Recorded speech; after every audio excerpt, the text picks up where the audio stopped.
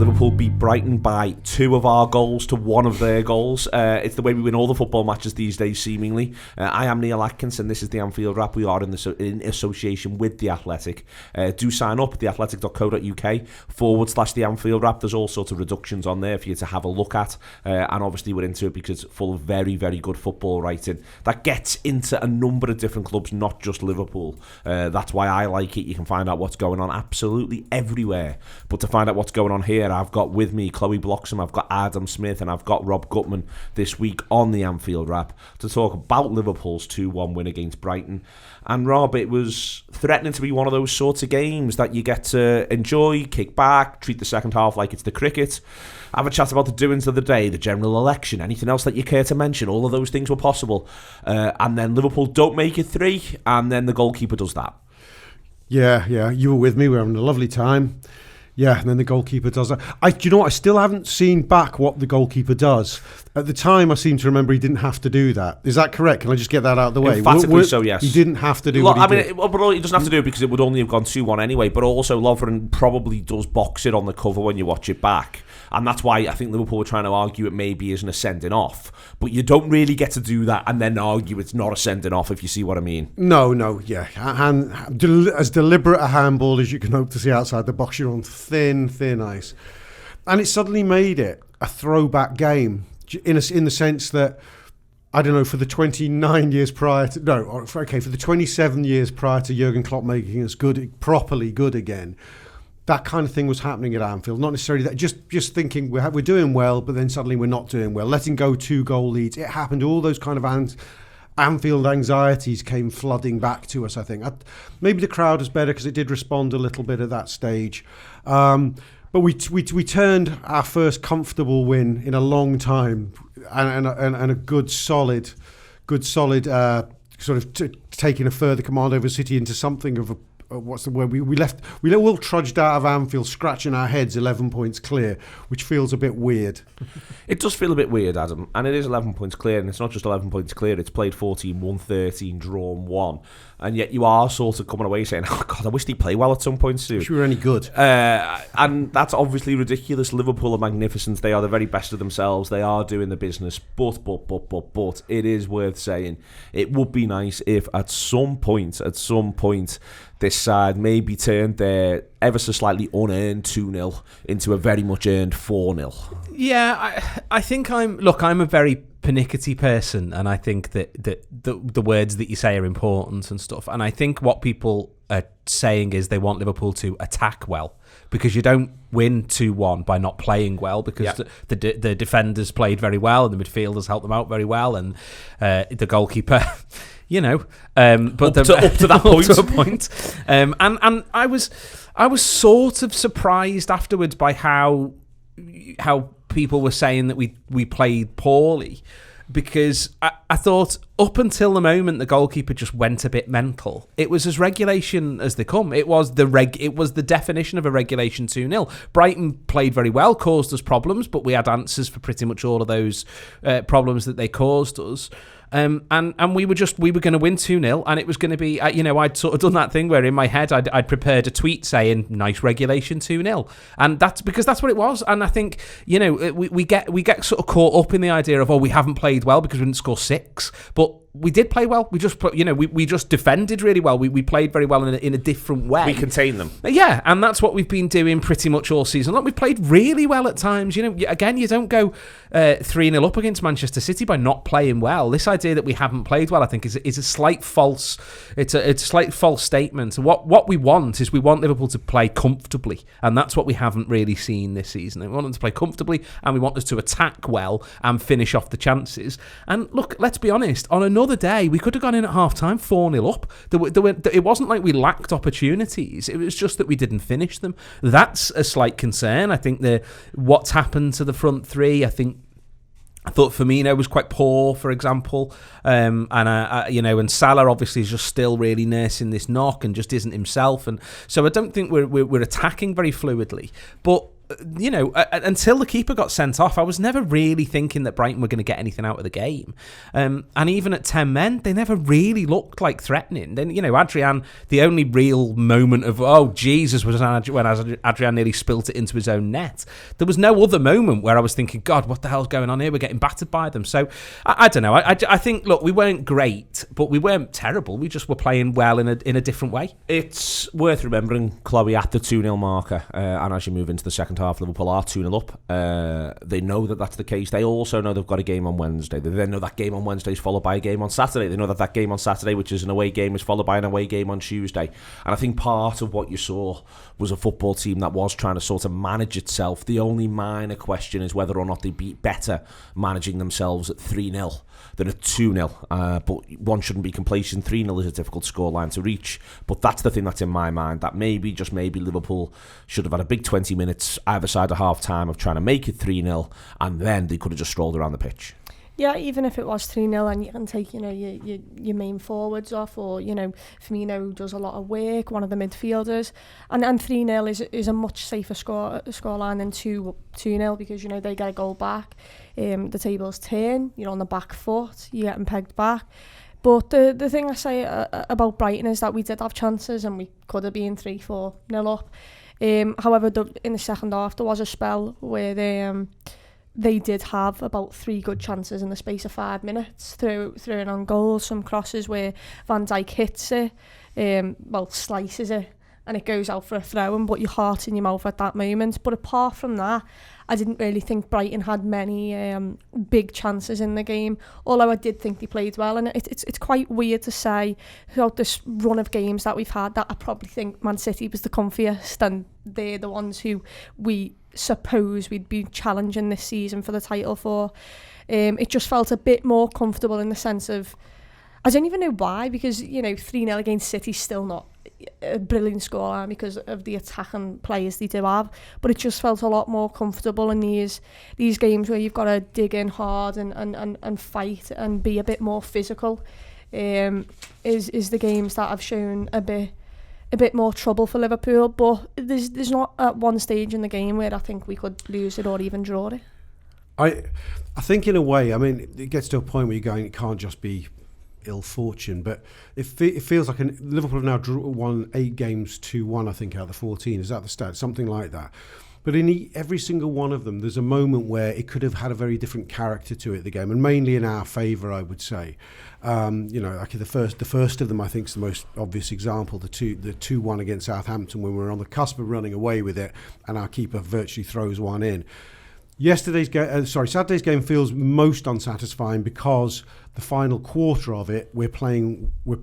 I think we forget this actually. I think as we walked out, you'd have to remind everyone. It was actually only 10 men for that last quarter. You don't get to play with that well with 10 men. Okay, there's a few heroic examples, but in that situation, you don't get to. It's not your right to play well with 10 men.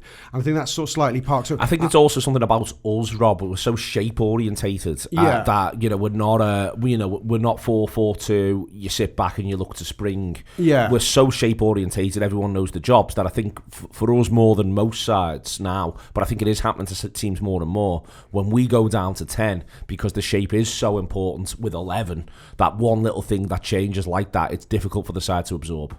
Yes, and quite simply, I don't want to tempt fate here, but we don't often get a man sent off. It actually feels like it's been quite a while, or certainly not till very late in a football match. January, Milner against Crystal Palace, I think, was the last one, I think. And isn't that right at the death? Yeah, it's about 5 to go normal time. I literally can't remember when we last had to absorb a significant portion of the match with 10 men. We go down to 10 men, okay, it's on the basis of them having a very, very serviceable chance, but it is a sort of out of the blue opportunity as well, once just knocked over the top. So, in the parallel universe, we do actually get that third goal. And we come away talking more about the performance Adam described it as. You look at a number of them like this. The question we have to ask ourselves: we choose to decide to interpret Liverpool winning matches late with late goals as being all part of our plan and how good we are and how resilient we are. So I suppose we have to also be honest with ourselves and say maybe the fact that we can't get past this 2-1 marker is something a bit too repetitive now, and is something that the management must be thinking about and working on. Some of it's mitigated to me by quality of opposition. Some of it's mitigated by circumstance, to contradict myself.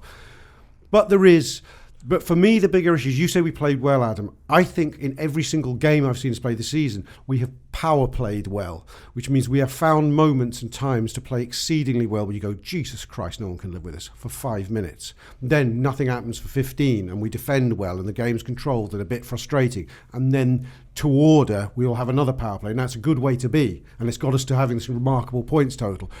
But I think the evolution of it has to be, when we compare ourselves to City don't seem to play like that. They seem to find themselves into a game and then dominate it until things go wrong for them. We're 11 points clear, so they're no marker at the moment.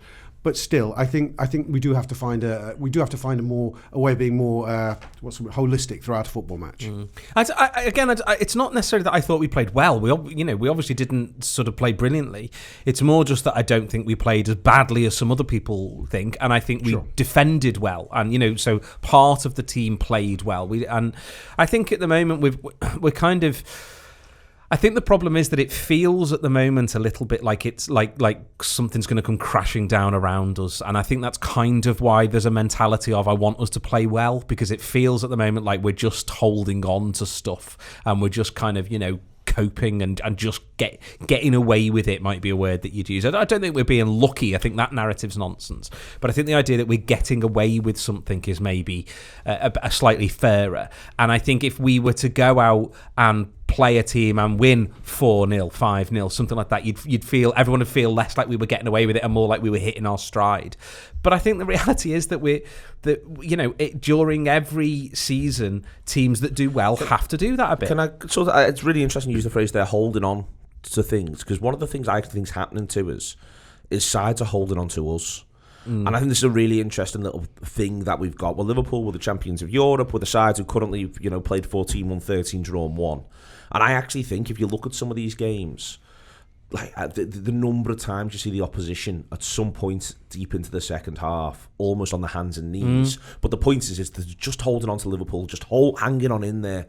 And I sort of think, I'm beginning to think, we almost could do with the season breaking a little bit. That moment where sides begin to, the idea that Liverpool's your biggest game of God knows how long almost gets knocked asunder because there's a season in full flow. You're absolutely shattered. You yourself have now played 17, 18, 19 games.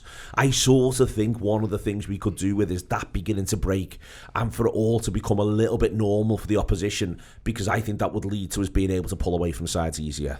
Yeah, I think that's totally fair. Look, I think middle of January is going to be where we get to that point, basically, one way or another. I think by the time middle of January comes around, there's an argument that when sides are starting to play for the second time this season, that's what you think. Yeah, exactly. So when those second matches come around, but also when the season's taking shape a little bit, because right now, especially down the bottom, well, it's taking shape for us. It's not taking shape for anyone else. Basically, I mean, even you could argue even from Leicester down, because the Leicester are doing brilliantly, and they're well in there and they're in the fight, and they are doing the definition of, let's just keep winning in games and just see where we end up. I think that's what they're doing, and seeing what happens to us.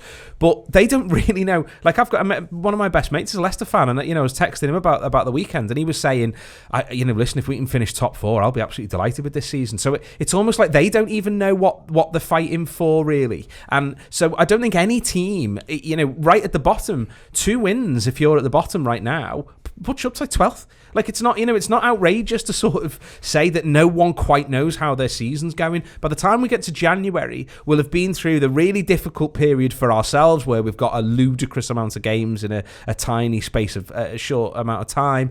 And then we've broken the back of the season, and everyone's kind of going, right, we know where we are now. So we're still 7 points clear of second, or whatever it is that we're in that position. And now the game's spread out a little bit more. Say we've been knocked out of the League Cup, knocked out of the FA Cup. We know what we've got in front of us, just the Champions League and the League. That's what we've got. There we go. Right now, we've got no idea how many games we've got to play left this season, because we don't know. The kids might go and have a blinder against Aston Villa, and then all of a sudden we're going, oh, Jesus Christ, we've got another 2 games there to add to our season. What are we going to do about that? That's what I think is the point at which we can kind of, everybody can take a breather a little bit, is the middle of January. Big call the manager makes on Saturday is, in the absence of Fabinho, who to go with. I think, Chloe, and I'm happy for anyone in the room to disagree with me, I think if that's a one-game suspension, I think there's every chance Adam Lallana plays there, because it's now he's out. Fabinho's out for 6 to 8 weeks. I think the manager felt as though he had to decide who he was going with. Was it going to be Lallana for 6 to 8 weeks? Was it going to be Wijnaldum? Was it going to be Henderson? He's gone with Henderson, and I think we'll see him stick with Henderson. Yeah, especially because he's your captain, so you can't even replace him. You know, he's going to do a job. You know, he can last the full 90 minutes. You know, he's familiar to that role, and the fact that he's played the majority of games this season. You know, you bring Adam Lallana on, you might have to use him as one of your substitutions later on in the game. There's a substitution gone. You know, when we get the red card, everyone's thinking, do we still have a third sub? And I'm like, yeah. You know, everyone's like, how many subs have we made? So in that instance, it could take away a sub from you.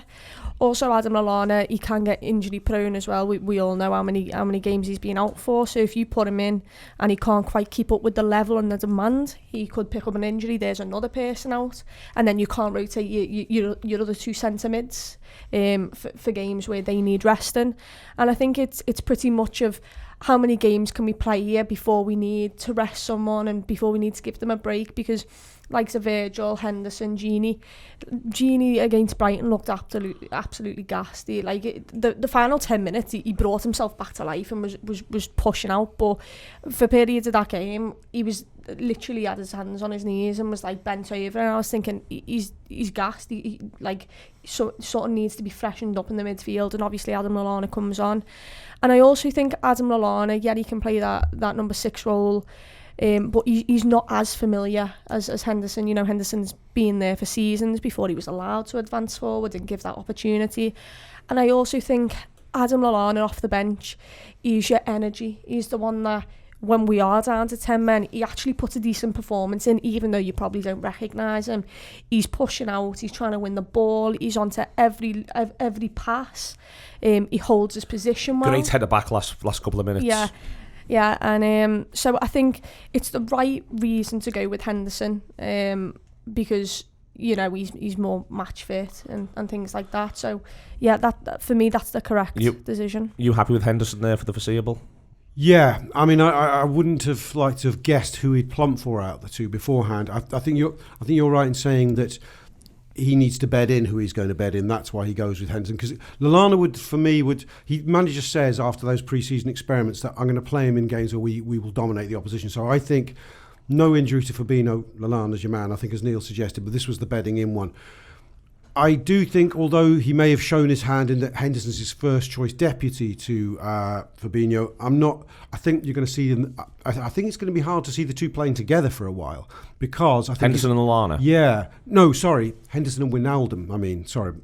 Because I think he's going to have to rotate, because he's going to have to alternate them. I mean, there's a case for one of them, probably Wijnaldum, although I thought did play well. I take your point of his dropping out for the derby, although everyone going, you can't drop him for the derby. You cannot drop him for the derby.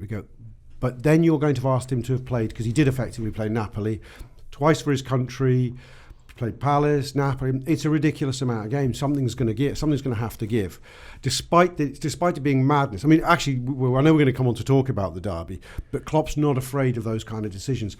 I didn't realise the front three have never started all together against Everton. Did you know that? Since Klopp's been there, they've never started together in the derby, which shows he's not afraid to go, because everyone will think, well, it's the derby, you've got to pick the Champions League winning team as near you can. But no, so to go back, Neil, to answer the question, yeah, Henderson's the man in possession, but I think he will change it. Are you happy with Henderson predominantly being the man in possession? Is that what you would have done? And also, do you think it's what he should continue to do where he can? I think if it had been me, I would have gone with Wijnaldum. But I get why it's Henderson, because I've liked sort of front of footer further forward Henderson.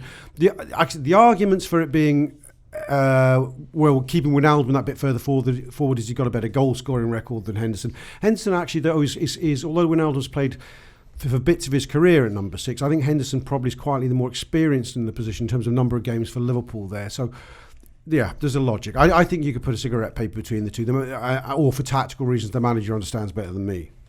I think, I must admit, I was a little bit surprised that people thought it would be anything other than Henderson, if I'm being totally honest, because he did it for like 2 years or whatever it was under the manager, you know, and the only reason he stopped playing there is because Fabinho is one of arguably the best player in the world in that position. We brought him in because the manager wanted more from the position than he was getting from Henderson, but he obviously wasn't disgusted with what he was getting from Henderson, because he kept playing him there in all the big games, in pretty much every game that we played where he was fit. So for me, I thought it's obviously going to be Henderson who goes back there, because that's what he gets. That's where he sort of is. He was really happy with Henderson there until he found the perfect replacement for him in Fabinho, and I think also Henderson hasn't been in the best of form at times this season, when he has mostly been playing in that slightly more advanced position for most of the season. So it's not as if he's kind of made the position his own, to use the cliche. And so I thought, move Henderson back there, let Wijnaldum, kind of do the busy work that he's very good at in the sort of slightly more advanced position, and then you've got the likes of Oxlade-Chamberlain, the famous Naby Keita at some point might appear, and you've got options there to sort of bolster the midfield, but Henderson is going to do the role, and I think he's very good at it. The flip side, Rob, for me is I think Henderson plays perfectly well. I thought Henderson and Wijnaldum were both brilliant when we went down to 10. I think you can, as Chloe says, maybe wonder about a couple of aspects of the performance before that point, but I thought they were both great down to 10, and battling qualities were demonstrated. I very much, in hindsight and during the game, enjoyed Alex Oxlade-Chamberlain's Henderson impression. I think you got to see him work unbelievably hard. He came across to me like a man who wants to take possession of that shirt in Fabinho's absence, sees this as an opportunity. And I thought, for instance, I've got the stats bomb stuff in front of me. The more Alex Oxlade-Chamberlain gets more pressures on the opponents than anybody else on the pitch, including Wijnaldum in that, including Firmino. Oxlade-Chamberlain with 35, Wijnaldum with 30, and Firmino with 27. I think it was a real desire to say, I can play this role for you, Gaffer. I can play it responsibly as well as do all the stuff I'm good at. Yeah, I thought he was good. I actually think he was better than he was given credit for at Palace last week, where the team didn't really function in the phase where he was on the pitch. But I thought he did well, and I thought he did very, very well on Saturday. And he's unlucky in a sense not to get a goal, which I think would have changed so we've come away from the game talking about the sending. Do you think he's got a minor problem in terms of people are going to talk his performance up a lot more if he scores or hits the post or elicits a brilliant save from the goalkeeper? Do you know what I mean? That's my worry for him, is that when he just goes out there, plays an 8 out of 10, but if there's not anything obvious goal mouth involving him, people are always going to say Oxlade-Chamberlain was quiet. Yeah, I don't, because he sort of plays in this. He's not quite the way Henderson played the role. It's allowable because, one, Henderson doesn't have a pedigree for goal scoring. Two, he's known as a defensive midfield player, so he's played in the offensive role. You see him as a number 8, and you're pleasantly surprised when he's inside the box and between the sticks. Chamberlain is come from a tradition of playing wide, so we've seen him in his best period for Liverpool before the injury in a sort of number 8, number 10 kind of role.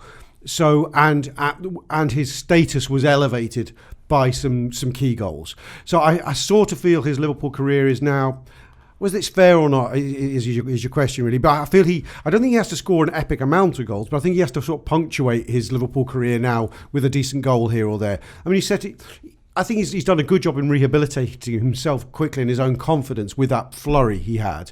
But you're right, he might go another 10 without scoring, and people might go, I'm not sure about Alex. But I thought he played very well. I think the fact that he did have a couple of decent opportunities. Well, they were only half chances, but he put himself in the position to have them. I hope the manager will go with him again. I think it's a question of managing him because of his fitness. I know he comes off for the keeper, doesn't he? But I think he was probably minutes away from being the first man hauled off because he's going to get managed. Or he was the second because Salah had been brought off, hadn't he? He'd been the third at that point. He was the last. Oh, sorry, it's the last. But I agree with you. I think he was the next cab off the rank, not on it. Yeah. In terms of that, Chloe, I think he's laid a little bit of a marker down here. Adam mentioned Keita before, and I think that I'd like to see Keita start the Merseyside derby, don't get me wrong, but I do think there is a little thing here where Oxlade-Chamberlain maybe starts the game, plays the game, thinking he really can cement his next 6, 7, 8 appearances across the next 8, 9, 10 games if he puts a certain type of performance in, and I really think he puts it in.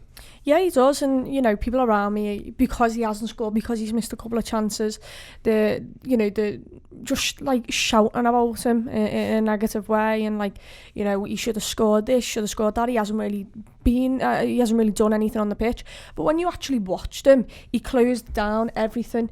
People around the grounds, you know, at the opportunities of where we should have been pressing high, he was always the one who initiated it. He was always the one who was pressing and getting everyone else to then push up the pitch. And for me, I know we got in the spaces, which is really good to have shots, and even though he didn't score, I think overall in the midfield he was brilliant. You know, his passing range, the way how he reads the game, even when he loses the ball, his desire to then get back and win it again. And I think, like Keita does, you know, he tries to take on a man, but where Keita may lose the ball and then everyone groans and he doesn't work enough to get back, Alex Oxlade-Chamberlain was recovering that ball and then going again. And you could see by the end when he does come off, he is a bit knackered, but his work ethic in that game is sensational. And I think he deserves a lot of credit for the way he's came back from his injury. You know, he's been out for over a year. It's a long time, you know.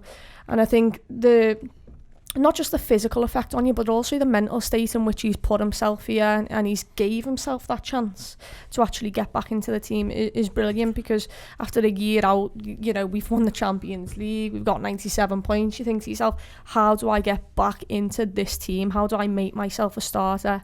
And he's now got the opportunity to do it, and it's whether he takes it, and hopefully he'll get some goals along the way. He's very... I mean, you know, look at the positions where he does things from, Adam. He's very, very, very... That role that is both right mid and centre mid. I think he's very, very true to the position. I think he doesn't go wandering, which I think you've seen at times. At times as a positive, this isn't a criticism. You know, I think you've seen since he's come back in, sometimes he wants to be at the centre of the action, where I think he shows an awful lot of discipline, is with the graft, is with the work rate, and he basically... As I said before, it is in the same way that Henderson is doing a karaoke version of Fabinho to a certain extent. Oxlade-Chamberlain is doing a bit of a karaoke version of Henderson, and that's absolutely fine for now. That's what we could just do with him doing, I think, maybe across the next 6 or 7 games.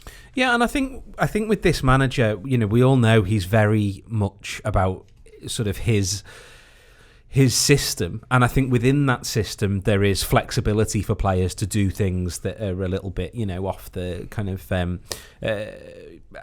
improvising a little bit, but only certain players get that, and other players, their role is to do exactly what the manager has asked them to do. And I think that's what a lot of people who tend to criticise the likes of Wijnaldum, Henderson, etc., what they maybe just aren't sort of taking into account is the fact that the manager is asking them to do certain jobs, and they are very, very good at doing those jobs. And I think Alex Oxlade-Chamberlain has looked at the exactly what Chloe says about how do I get back into this team, and I think he's basically decided that the best way to get into the team is to do exactly what the manager tells him and to put a hell of a lot of work rate in. And because I think this manager shows with the likes of Adam Lallana, if you've got a player who can score a goal and, you know, do everything that you know, sort of the flair stuff that the crowd loves, but doesn't work very hard, but you've got somebody like Adam Lallana who works a hell of a lot but doesn't necessarily do those flair things that the crowd love, the manager's going to pick Lallana because that's the sort of player that he wants. And Oxlade-Chamberlain is kind of going to, I think he's sort of said to himself, well, my niche here that I can work my way in is to be a combination of them both. I can score the brilliant goals like I did in the Champions League. I can do those things, but by God, I'm going to work hard, and I'm going to make sure that the manager never says to me, you didn't work hard enough there, Alex. This is the missing link midfield player you're describing. I think that the Klopp has sought, and he has tried to buy with Keita. And with Oxlade-Chamberlain himself. And with Oxlade-Chamberlain, absolutely. Although Oxlade-Chamberlain, I think was brought in initially as he solves a number of problems in a squad sense, rather than, whereas I think Keita was brought in very specifically to be a first 11 player, and it hasn't worked out that way yet. It may yet do. I think Klopp had settled broadly that his best midfield was what he's called his wall midfield, which is the Fabinho, Wijnaldum, Henderson one, that it provides such a bedrock for the front three and the two wide players that it's more than suffices. But I think if at any stage he would always be able to say to the manager, but is there some way better? He goes, yeah, take any one of those three out, not all three, take any one out and give me a version of that who can also, rather than funneling the ball into the more technical players, can actually stand up a defence, face them, and then look to play a pass, maybe beat a man. Keita can do that when he's playing well. He does that very, very well. And Chamberlain was doing that. It's a bit of what I think he wanted from Coutinho for about 10 minutes, or for a while. He saw that in Coutinho. He said, "I'm going to bring him back into this 8-10 role, and he's going to be that player for me." I think possibly Coutinho never quite had the defensive tools.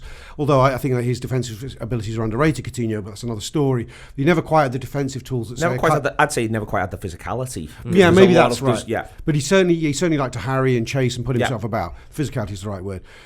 I think Keita still. I think the Keita that Klopp saw and dreams of is still the player he most wants there.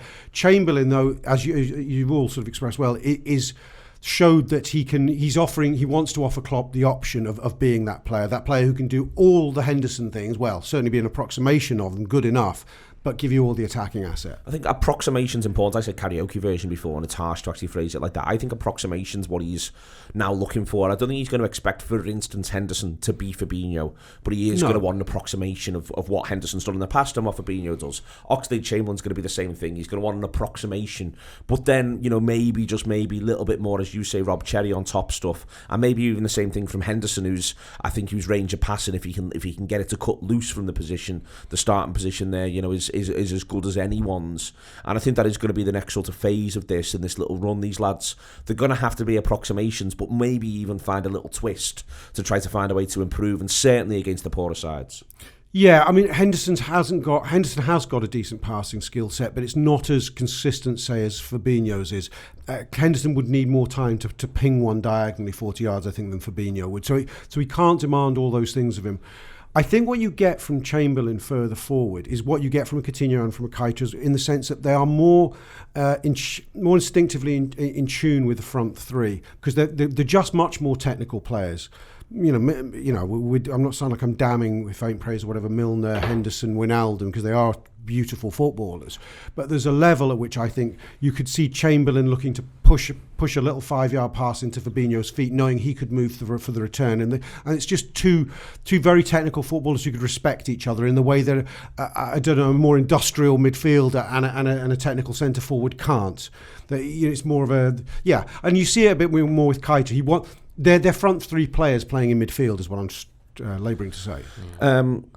Salah find himself, Chloe, he just looks a little short of a couple of little bits and pieces at the moment. He was frustrating to watch. He couldn't really get himself involved in the game. He actually, as much as anything he does in sort of a constructive, creative sense, he actually nicks it back well 2 or 3 times. And I think that's really interesting, that it's not a lack of effort, it's not a lack of mobility even in that instance.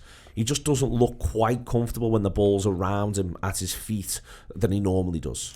Yeah, and I also think it's a bit of luck as well that he's lacking at times. His first touch is off. He can't really get round a play. You can see how frustrated he is in the ground. You can see when he's slamming his arms against himself that he's fuming, and he's really not happy with the way he's playing. And at times I was thinking, Arnold right back pushing forward, advancing. You've got Alex Oxlade-Chamberlain who's gone into the centre kind of as pass, and then there's Salah literally stood 2 yards behind him, and like, Salah just go push out, go into the space, but then I suppose he might have been told to tuck in, so then Chamberlain can then overlap him. But it was like those two at times were stood in the same position and there was no other option down the right wing, so then we had to go back. And I think that's why maybe it slowed the game down. They had 11 men behind the ball. You have to drag them out to get those spaces. And I think Salah, he gets back very well in that game. I do look at the way he when Brighton have got the ball with the back four, he does work back and makes the ball go back to the goalkeeper at times. And I think it's a sense of luck with him at this moment. When you're not in form and you've got niggles with your injuries, you've been out for a couple of games, and he played for Napoli, didn't he? But he didn't play for against Crystal Palace. I think he's lacking a bit of rhythm, in the sense of, let's have a couple of games where maybe I'm not at my best and I'm not scoring, but at least I've got some rhythm, I've got some momentum, I've got something to build off. Where now every ball into him, it's like a bad touch. He can't control it. He doesn't know what to do with it. He has to go back. And I think essentially it is a bit of luck. If he gets that luck, that goal, something to say, you're still Mo Salah, you've still got it. Like, just work. He still puts the work ethic in. You can't say he doesn't work hard, because he does. He gets back, and he wasn't happy with being subbed off, because who would? And especially after the couple of seasons he's put in. But I think it's a bit of luck with him at the moment. The thing he does, Adam, even when he's not playing particularly well, is very present on the pitch. I think firstly he's very happy to be Liverpool's most advanced footballer, which I don't think you can necessarily say Mane and Firmino are. They want to come back, they want to work, and at times when you just want to stretch the play and force a team back, it's good to have someone who's happy to do that, which he is. But the other thing is as well that he's just occupying minds. Duncan Byrne over there spending much of the game, albeit I know Dunk scores, but spending much of the game thinking we've got to deal with this fella. He's constantly going to be on it, and I do think that he's so valuable to this side because of that fact. He forces teams back, and they are so worried about him. Absolutely. I think there's no coincidence that after he had a brilliant season in his first season, scoring ludicrous amounts of goals, he was still scoring loads of goals in his second season, but Mane came into his own a little bit more because defenders were basically doubling up on Salah, because they were like, we can't give him the space we gave him last season because look how many times he scored. Then all of a sudden Mane's got loads of space, so we can put the ball in the back of the net. Because and even right now, look, I think everyone knows he's not in the best of form. He's not, I don't think he's 100% fit. I think things like that are problematic for him. But what defender in the Premier League is going to say, don't worry about Mo Salah?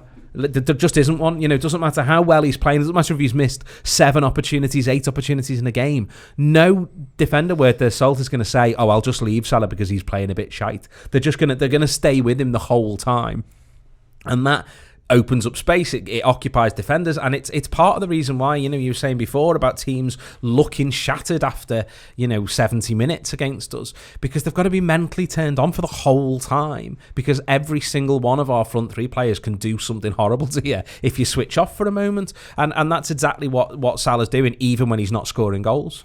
I just think he's having a little problem putting it all together at the moment, because there's bits in his play. You go, that's Mo Salah. Like I think there's one bit is in the first half where he spins his man and he's away, and it's what he does against Arsenal. And then he gets to the edge of the box, fronts up his man. It doesn't quite come for him. I think in Napoli in the week, it wasn't talked about afterwards, but he does. I don't know if he does it to Koulibaly, but he does the same thing he did to Koulibaly the year before when he scored.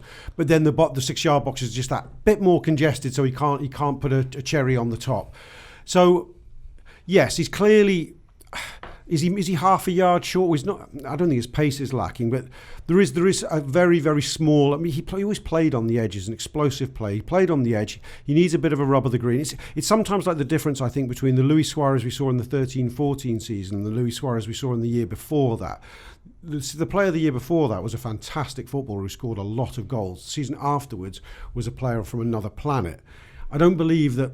I think the thing that fundamentally changed. Luis Suarez was a player, for example, who we couldn't. I remember when his first 2 seasons or 18 months, he's a player. You go, he scores great goals, but he's not necessarily a great goal scorer. Yeah, you wouldn't 100% trust him in any one-on-one either. But by the second season, he became like Salah did in Salah's breakthrough season. Now, I think Salah, he's inverted this pattern we saw with Suarez, but it could just as easily flip back for him. I agree with Chloe. I do think he needs a bit of luck, a bit of a break of the ball, but I also think he needs time to sort of work out the gremlins in his ankle. I hope, as I said, I'd love to be able to get one of the sports science people on here just to explain it all to us and calm us down, because to my mind is, if this is to do with the ankle, can we just put him on a beach for 3 weeks and take the consequences and have the best version back, please? Or if it's just a matter of some, I don't know what the science of it is, some fluid working its way through nature and we get him back anyway, i.e. he can rehabilitate whilst playing, I'm cool with that. I'd kind of like to know, but that's maybe just being greedy. I also think, though, that Salah is very heavily left-footed, isn't he? He does turn on his right, but then he'll turn back on his left, and you think, you've beat him, just go in with the cross. I think he's so heavily left-footed that at times he doesn't want to use his right, and, the opposition now, he's left-footed. If he's cutting in on the left side, he's looking for the top left corner. I think when he's confident and playing well, I think that's when you see him use his right more, which ironically actually makes him a better player, and it makes him even more of a threat. when he decides himself, he can go both ways. When he feels as though he wants to go only predominantly one way, that's when you've got a tiny little, but that not a problem as such. But that's when you don't quite get the all singing, all dancing version. Yeah, because I always relate it to Bernardo Silva. Bernardo Silva for me is very heavily left-footed, but his body movement, the little fakes he gives people, and that he can leave someone on the bum, which is very similar to Salah. It's just at the moment, Bernardo Silva's maybe got more confidence about himself because he's not hyped up as Salah in the sense of he doesn't score as many goals. He's a very good player technically. He's not as quick, really. He's not as quick. He's not as explosive. But when you watch Bernardo Silva, there's little fakes and that he gets around players very easily. And I think sometimes Salah, when he is lacking that, when he's faced up against a player and he tries to go on his left and he can't do it, he doesn't quite know what to do because he doesn't want to use his right foot. Want to talk about the big man, Rob. Gets a brace there, and it's at times when you sort of watch him nod those ones in. Let's be honest about this: you don't score many goals from corners, you don't score as many from headers as everybody thinks. Often people say, "Oh, it's a really good chance that," but they do not go in with any regularity. All of that said, there is part of you that watches that game on Saturday and wants to come away thinking he should get 30 a season. He should be top scorer. He should be top scorer in the league because he is so dominant, but also. I mean, they're tremendous finishes. Both of those headers go absolutely where he wants them to, with the velocity he wants them to. He actually takes a bit of pace off the ball of the first one in order to be able to place it. It's technically brilliant. Yes, and credit to the provider as well. I think that's two beautiful footballers working in symbiosis. How many has he got now this season? That's just his third. Yeah. So he hasn't scored since the opening day against Norwich. We've looked more, Matip gets one direct from a set piece, doesn't he? Lovren got one in the week direct from a set piece. So we've looked a little bit livelier in that respect than we were last season. But you do wonder, is it the fact that he doesn't get more like that? You do wonder, is it him or is it the consistency of the delivery? I think it's more that it's just harder than we think to score them. But then when I think he gets the first one, you're almost waiting for him to get the second and the third. In the second half, he chests that one down, and you think, here we go, he's going to get a hat trick. But I just think it's harder than we give it credit for. Well, I suppose it is. I mean, I can't think of that many. He misses one. Who was it against recently at Anfield at the Annie Road? And he misses one. Is it against City or somebody like that? Or Leicester in pack late on, where you think he should score, but I don't see him missing many. I don't see many hitting the post. It's frustratingly, it's not. They're not landing on his head often enough. And as you say, big grok centre halves and two of them, and people are using blockers on him and all sorts of things. I mean, I think that's why Matip scores against Arsenal, because they're so worried about Virgil van Dijk. So yeah, it can't be easy. I expect him to score on second balls in the box more and to whack them in like Sami Hyypiä, because I think he's got all the tools in the book, and I think he could play centre forward if he had to. But yeah, do you know what? Last season he got two and it got him going a bit. I hope he's back in the groove just in time for the derby. He's. I mean, his full performance was excellent. He was also terrific, I thought, against Napoli and against Crystal Palace, Adam. And we've done this thing, I think, where we've decided he's a Rolls Royce because he is. We've decided he's remarkable. I like it when he's busy, and I mean that in this instance, in the other penalty area. I think there's times he glides through games. That's not a criticism. Good Lord, that's not a criticism. That is the idea. I think that people try to avoid him. They try not to involve him in the match. They want him to sort of, you play the other side. Moyes Basuma, for instance, doubled up on that side, I thought, for Brighton across the course of the game. All of that said, though, when he is at the centre of the action, he just grows and grows. There's a reason that most people that know anything about football think he's the best defender in the world right now, and arguably one of the best defenders ever. I mean, people talk about him in the same breath as Hansen. Those that watched him, the Al fellas like Rob, they talk about him in the same breath because he's just a phenomenon. And I think it's one of the things that when people criticise Lovren, for example, he's made another mistake today, or Trent, or he's not great. Well, the other team is not going anywhere near Van Dijk because they know he's brilliant. So they're going the opposite side. So there are always going to be more opportunities for the defenders on the other side of the pitch to make mistakes, to not look quite as good. And the reason for that is because they're going, what's the point going down there? Because that fella's heading away everything. He's tackling everything. We can't run past him. How do you deal with him? The only way you can do it is basically to do what they did in the Napoli game, where the fella wasn't looking at the ball and just fouled him. I'll just take him out have the game, and the ref will let me have it. So that is basically the only way that people have come up with to do anything about Van Dijk. He has dips in form. He has some games where he doesn't, he sort of does maybe make a mistake or it doesn't look better. But when he's on his game like he was against Brighton, he just looks incredible. And you can go down to 10 men and think, I still don't fancy Brighton to score here because they're not getting past Virgil, which is just incredible. How many people is he going to make look like they're having the best period of their career or much better than we all thought they were? I mean, it's now 3. Gomez, Matip and Lovren, who are all at their highest in our estimations, having had a sustained run alongside Virgil van Dijk. I mean, I wonder how shit you have to be to not look a lot. But I'm damning the others here with this. But it is surely no. We used to joke about it or semi-say it, half meaning it. Well, anyone can play alongside Virgil van Dijk. But I haven't seen Lovren play this well. No, and that may be down to Lovren, and I may be doing him a massive disservice, but the coincidence is getting beyond coincidence now. Matip went from as a player people had as 5th choice to being best centre-half in Europe. Gomez went from having never played at centre-half for us, actually, to within 3 months being, wow, what a prospect. And I don't think it's just about him carrying the water almost. I think that there's a story about when they did the film of A Few Good Men and they were doing a table read of the script and everyone was sort of going through it and going through the motions and reading the part, and then it got to Jack Nicholson's bit and everybody sat around the table went, oh shit, we've got to really up our game here because he's just blown us out of the water just at this table read. And people like Tom Cruise said everybody in the room lifted up because they went, we're in the room here with somebody who's incredible at what they do. And it's not that they were being lazy as actors or anything like that. It was just a table read. But being there with greatness made everybody lift up their game. And I think that's what's happening with Van Dijk. You're watching him and players learn from each other. Players are looking at him and seeing what he's doing and they're going, yeah, okay, I see. I can't do it quite as well as him, but I see what he's doing technically there. I can do that actually, or I can imitate that, like I said before, interpret it, exactly, do a version of it, and everybody just ups the game a little bit because they're like, we're playing with greatness here, and I think that's reflected across the whole team, and they don't want to let him down. That's probably a part of it. Yeah. Honestly, it is said, but it's forgotten. His aura is incredible, just as a human being. We all joke about it, but there's nothing you wouldn't do for that man if he was in your life in some version or other.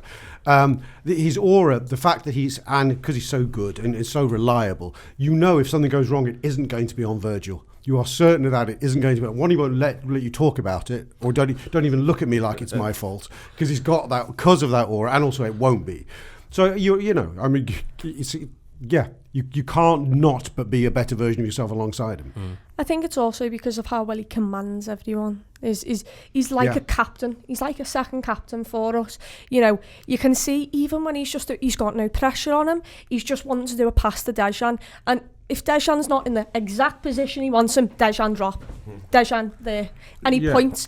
And he's got absolutely no pressure on him. He's not even he gives a glance, but you can tell he's telling Dejan, drop now before I pass you this ball. And there's no pressure. You could do it. Even if you wanted to, you would give him a bad ball. There's no pressure, but he strives for perfection. He really does.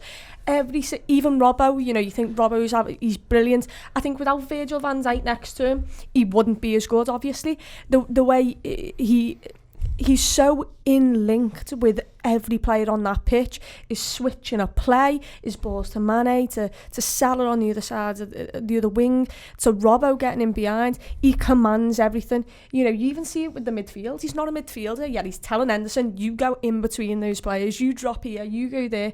He reads the game perfectly, and not just does he help in getting that competition in the sense of, I'm going to look absolutely dog crap if I don't do half a job as him.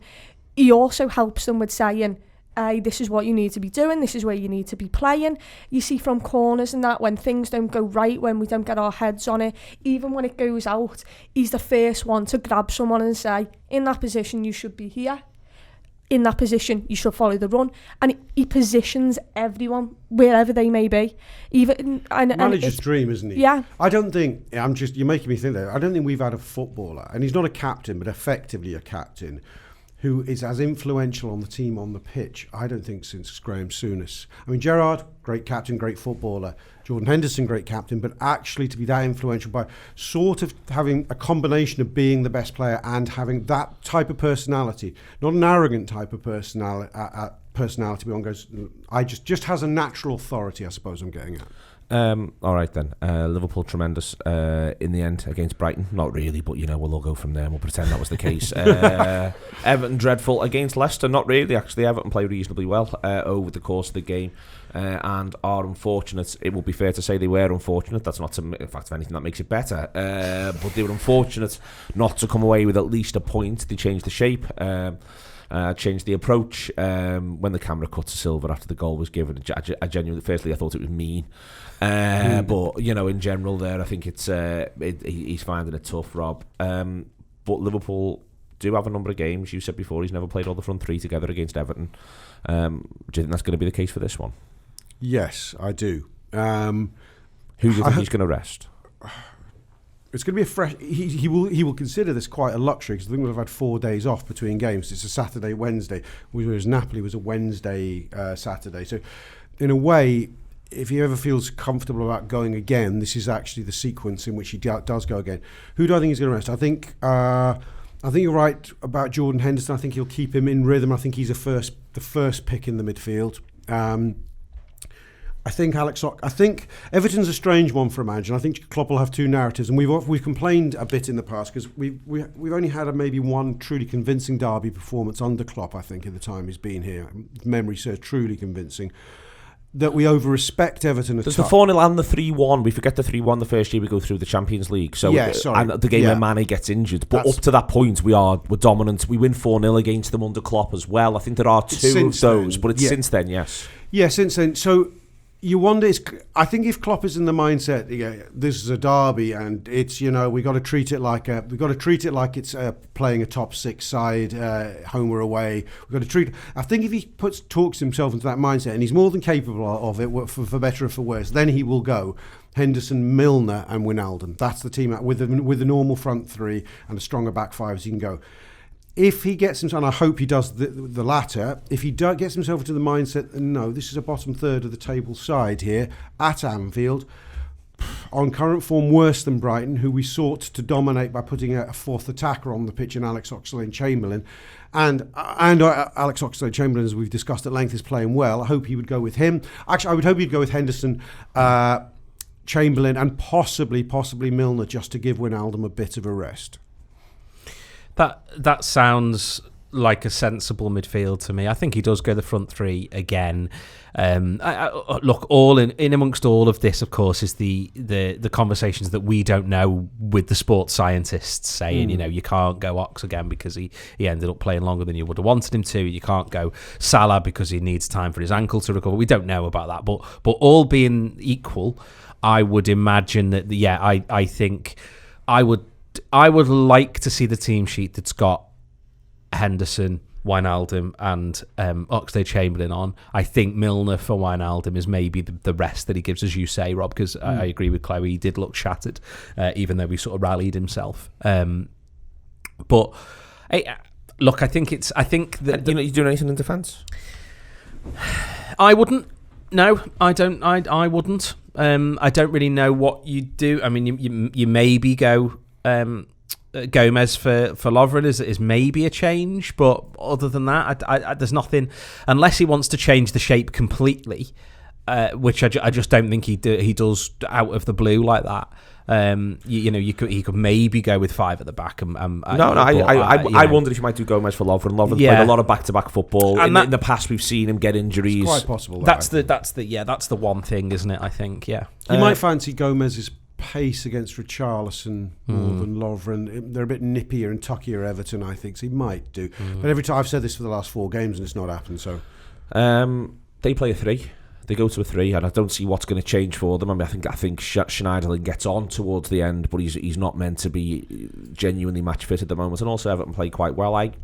Wouldn't surprise me if they play a 3, Chloe. If they play a 3, is there an argument Liverpool should have a think about 4-4-2 or 4-2-3-1 or 4-1-1, 4-4-1-1, whatever you want to describe it? Yeah, I think the thing with Everton is, as long as they don't lose, they'll be happy, obviously. They come to Anfield. It'd be great to get a win for them, but actually a draw might, it definitely will satisfy the Everton fans after recent results. I think they will sit back and try and counter us at times, and I think we will have a lot of possession. I think the Gomez for Dejan swap could happen possibly because of the pace on the wings. However, if you've got Calvert-Lewin up front, I really don't think he's that good, and I think Dejan should be able to manage him properly. Moise Keane did come on, and I actually thought he played the best he has done in an Everton shirt. He nearly catches Schmeichel off guard, and I actually thought it was going in, and Schmeichel just calm, collectively was like, no, but it was actually closer than, like, I feel like it was closer than he actually got away with thought. one there, maybe. I was screaming at him because I think he went too early, but it's a hell of an effort. Yeah, it is, and he was calm, but I wasn't. I was like, that is so close. Like, how like you came to this decision that you're not even going to maybe cover it just in case. So I think Moise Keane could maybe get in there, because I don't think Calvert-Lewin is being good. But I think if they do set up with three midfielders, I think you've got to put the likes of Oxlade-Chamberlain in, because he's the transition for us then. He's the one who can break that midfield three in between the lines, and I know Firmino does a good job of it, but then if Firmino's doing that and is coming short in between the lines, I want someone else running in behind. And I think Oxlade-Chamberlain or Keita, if he plays well, they can unlock doors and he can create movement in which that they can have gaps for players to run into. And I think with the defensive midfield that Everton may play, you need that player with a bit of flair, with a bit of transition, with a bit of pace to get us on the front foot, and to connect our midfield to the front three more.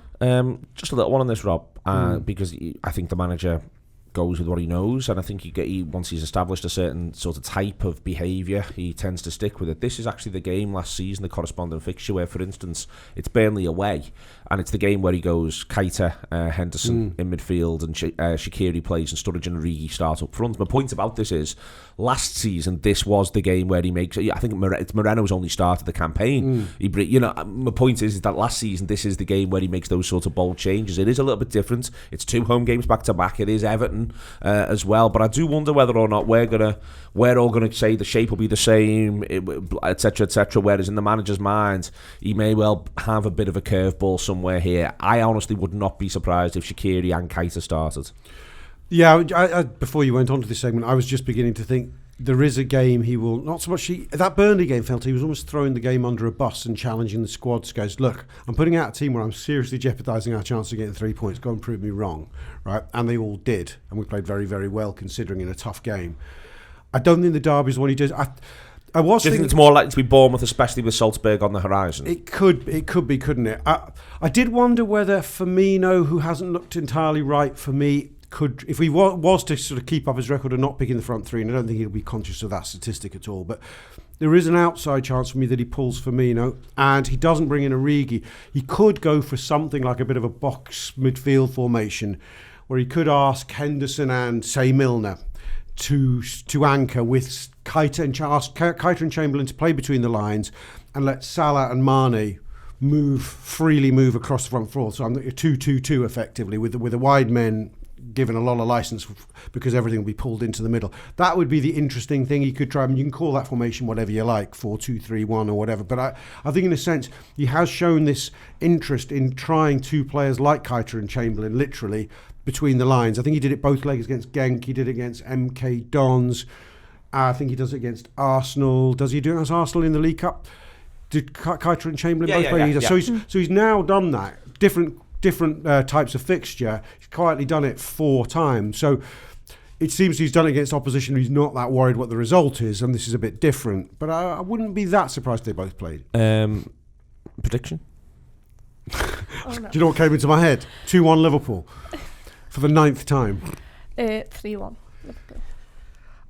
I'll be honest, Neil, the longest ever unbeaten run being matched, Everton being, relegation zone candidates and not having won since 1999, I'm going to cry it right in and say 2-1 Everton.